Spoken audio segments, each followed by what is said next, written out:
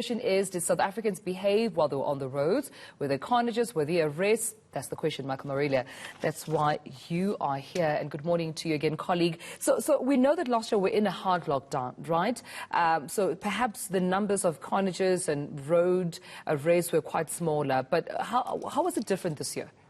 Yeah, a lot less restrictions this year, guys, and I'm afraid that could translate into more deaths on the roads. But there is a glimmer of hope in terms of our overall trend when it comes to road deaths over the Easter period. So let's focus on those numbers very quickly. And we're going to look at 2020, 2019 and 2018.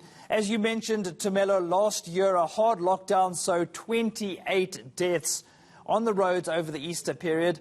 2019, we're talking about more than 160 deaths.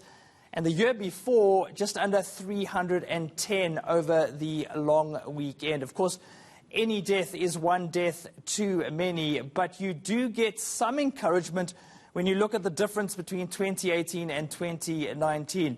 As a country, we managed to reduce the death toll by 48% in a single year. So clearly something was going right in 2018 and 2019, the measures that were put in place and the way that we behaved as a country. But I want to focus very quickly on the victim type, because that gives us also some indication as to how people are behaving on the roads.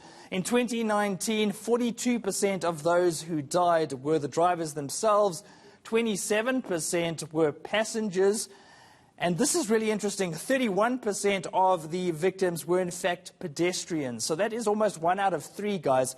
I'm sure the Transport Minister will want to deal with that. A big question as to why so many pedestrians are dying on our roads. Not even in the cars that are actually having the accidents or the crashes, but pedestrians themselves. Is it to do with the behavior of the pedestrians? Are they crossing the roads at bad times?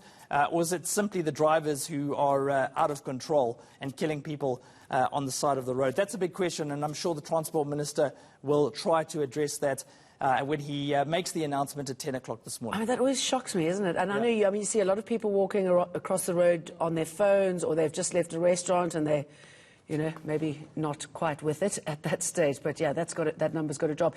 The number of arrests, I should imagine, give us some sort of clue about people's behaviour. Yeah, absolutely. So we're going to focus on those 2019 numbers because the 2020 numbers reflect the lockdown. So let's bring that up very quickly. In 2019, we saw 192 people arrested for speeding over the Easter long weekend. But here's the interesting bit, guys. 807 people arrested for drunk driving in 2019.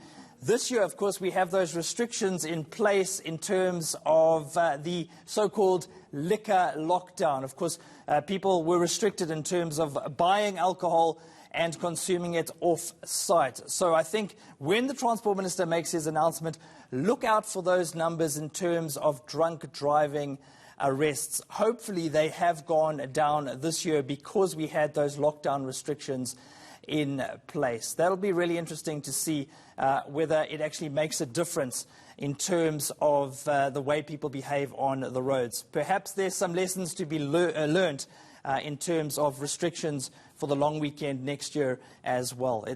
You would assume that it would make a difference in terms of drunk driving, but the proof of the pudding is in the eating, or in this case, the drinking. But sorry, that's something that really needs to be tackled. I mean, South Africans, clearly there's an education issue here. South Africans are not aware. I mean, I know once you've had a drink, you feel that you could fly to the moon. Apparently, that's what I've heard. But, it needs to be tackled, right? Yeah. People need to be educated about how dangerous it is. Yeah, absolutely. And it seems that some of the Arrive Alive campaigns that we saw in 2018, 2019 made a difference. But that number that you're seeing right there on the screen, that is a problem. And as a country, we need to deal with it.